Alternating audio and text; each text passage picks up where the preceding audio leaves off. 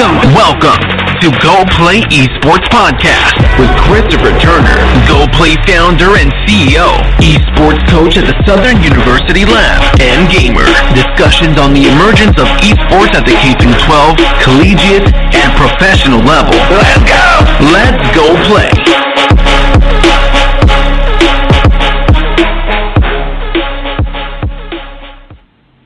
Hi, this is your host, Christopher Turner. This is another episode of Go Play Esports, where we discuss everything esports, K-12 through professional. It's been a great ride. I've been connecting with a lot of people, like I've said countless times before, due to the COVID-19. And with that said, everybody stay safe. Stay inside when you can, if you can. And I'm praying for everybody. But let's get to the order of business.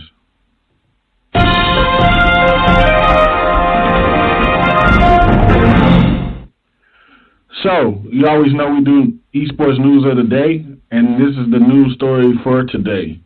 Actually, it's about us.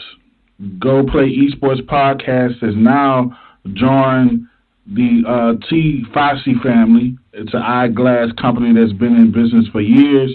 They've also just started a gaming division. So I'm all about health within esports. I've been using the glasses now for about 3 months. It lessens that burning feeling when you have in your eyes for being in the screen that long. It enhances, your stability of your eyes. It blocks the blue light. It's just a good health alternative. I fell in love with the product. Go Play Esports is now an affiliate, and we're in partnership with them. You can actually go to t5c.com, go to the gaming location within the website. You can pick these shades, different varieties, custom color schemes, and use Go Play ES. That's Go Play ES, and you get 10% off of any product overall purchase on t5c.com. So let's just drop that bomb for Go Play Esports Podcast and the T5C relationship.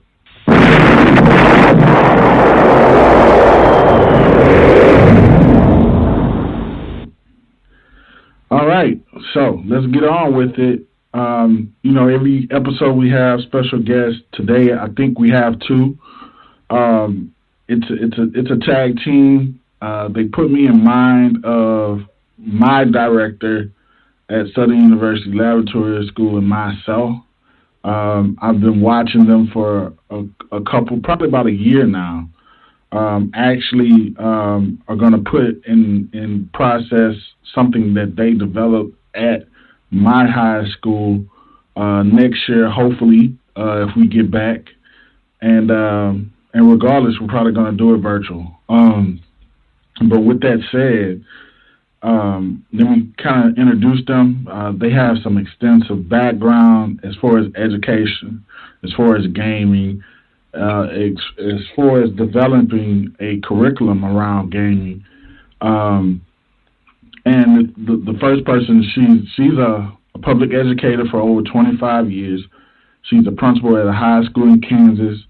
Over the past 20 years, she's helped lead CHSM team to state national honors, including the Crystal Star Award, Dropout Prevention Schools, Civic Advocacy Award, Promising Practice Award, and being named a National School of Character. He has been an avid gamer for over 35 years. After a successful career in sales, he's a social study teacher at a high school in Kansas, numerous awards. I'm not going to get into all the details because they're highly, incredible people within the educational realm. And coming from a teacher, I am amazed at what they've done, the culture that they've created, and I can't wait to get into in-depth conversation with them. Let's welcome Dr. Kristy Custer to the show and Michael Russell. Welcome to the show, guys. Thank you so much. We're so excited to be here.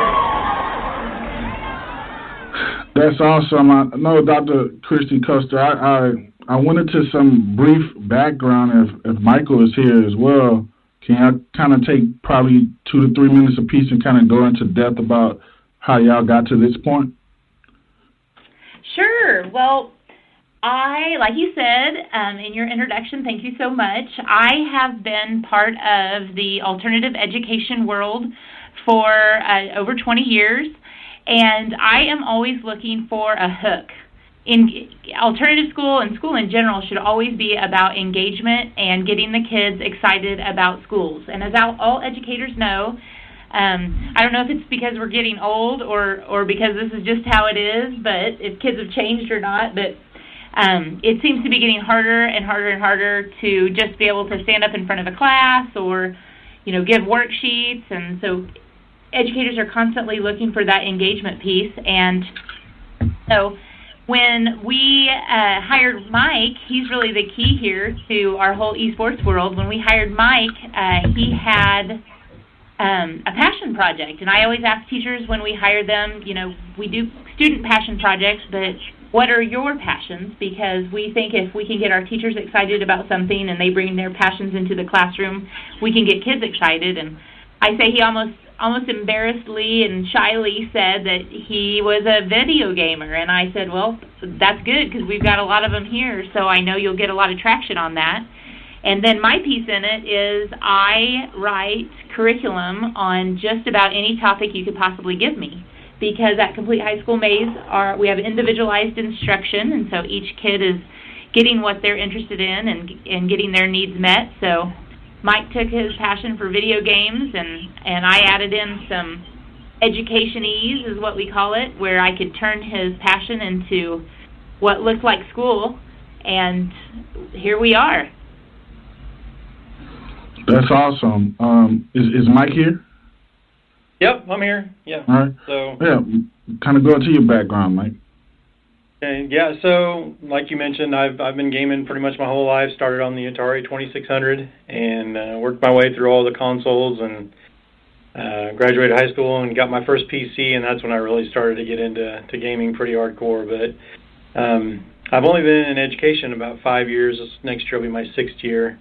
But I've always I went to a BlizzCon in 2011, and that's really when I kind of thought about esports is going to be big, and I saw all the potential that it might bring to some kids. Even though I wasn't a teacher at that time, I kind of just followed that because I always wanted to be an educator, and the stars aligned. Unfortunately, I ended up in the right place because as much as Kristy says this wouldn't happen without me, it definitely wouldn't have happened without her. So if there's no belief in what I was doing, this would have never got off the ground. So we've been fortunate to have a lot of support from, not only Kristy, but our district administration and just the gaming community as a whole. And we're really fortunate to be where we're at. So, but yeah, our program has been going about 4 years now, and we've had actually almost 5 years now, and we've had the curriculum going for about 4 years now, and we wrote grants to get our lab. We didn't have any equipment, and we wrote grants the first year, didn't get any grants, so we wrote them again and got the grants to get the lab, and we were able to get all the equipment set up and get to rolling. So it's definitely been hard, but it's been super fun. It's awesome to see what the effect it's had on the students. And, before we go into it, we're definitely going to have a conference call outside of this podcast because there's too many similarities. So I'm actually in my first year program. I actually received a grant this year, and we've started on our lab, but COVID happened. My director's a gamer. I'm a gamer, so we had some common interests right there. And I took him to a conference in Dallas, and he saw the esports stadium, and I think it changed his whole perspective. So we're in similar lanes here, and I think getting the insight from both of you would help us tremendously. But going back, Mike, I got to ask you this: was it a hard sell to get Dr. Custer on, and what was the hard sell for the district to get on board? Because I know within esports, it's kind of, if you don't know what's going on with it, it's almost like, oh, that's games. That's not the norm in school, and people kind of shy away from it.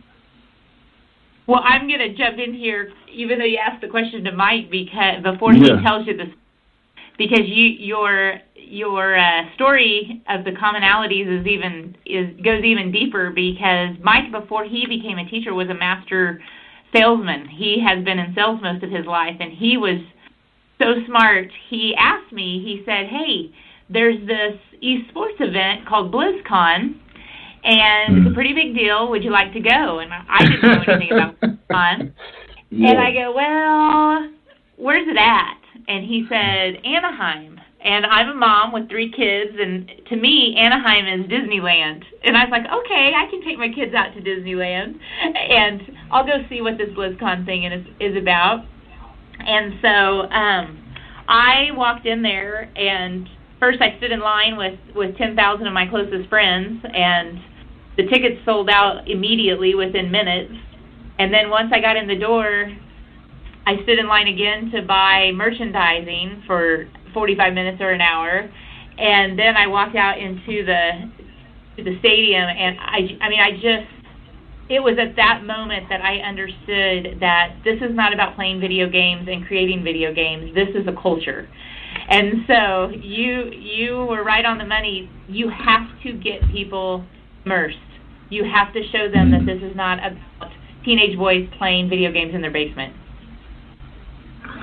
That's awesome. And so, like, as far as implementing the program, what are the steps? I know you said that, you fill out a grant, it didn't happen as far as the lab is concerned. Did the students start competing in year 1, or was it up until, like, year 2 when they started competing and everything started rolling for you guys? Yeah, it was really year 2 because we really needed to have the equipment. Obviously,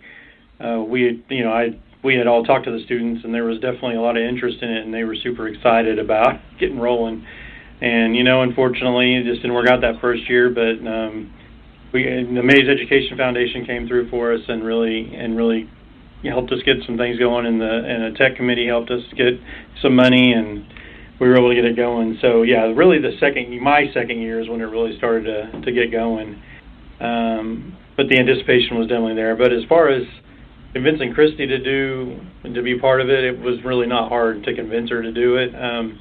She has a lot of faith in all of us, all of our teachers, and she knew I didn't have like all the details figured out, but she knew I would figure it out, and she was there with me the whole time. And our district really, the thing that we did that was really kind of smart is we knew kind of all the objections that were going to happen from this, so we really had kind of prepared for what objections there would be, and we really just went around the objections. We didn't go into playing, CS:GO right off the bat, and we didn't, we got desks that were ergonomic and the kids could stand up and sit down, and we made a curriculum that has nutrition and a health log and a sleep log, and we did all these things so that there's a lot of education. We know there's value in video games and what they teach kids, but we really needed to have a way for educators to see that it's not just sitting there and playing a video game for hours on end. So we really did a lot of research and trying to figure, and me being a gamer my whole life, I understood all the objections because I'd heard them all. So so we were able to really come up with something that really went through our district very, very easily, and our board was very supportive of it, and we've had a lot of support just from the entire community. So. And I think the other reason that we didn't get a lot of objection at the district level is we never approached it as teaching video games. We never actually put video games in the center. We put students in the center, and then we added curriculum after that. And it was like video games was almost on the outskirts. And so if you're student-centered and education-centered, there's not a whole lot to gripe about. And so I think that when we encourage other schools to get started, we encourage them to go into this with an objective of how this is going to help the student. And our hook was the engagement piece and the attendance piece. And if you go into it with a clear objective that's not, hey, video games are going to be so much fun,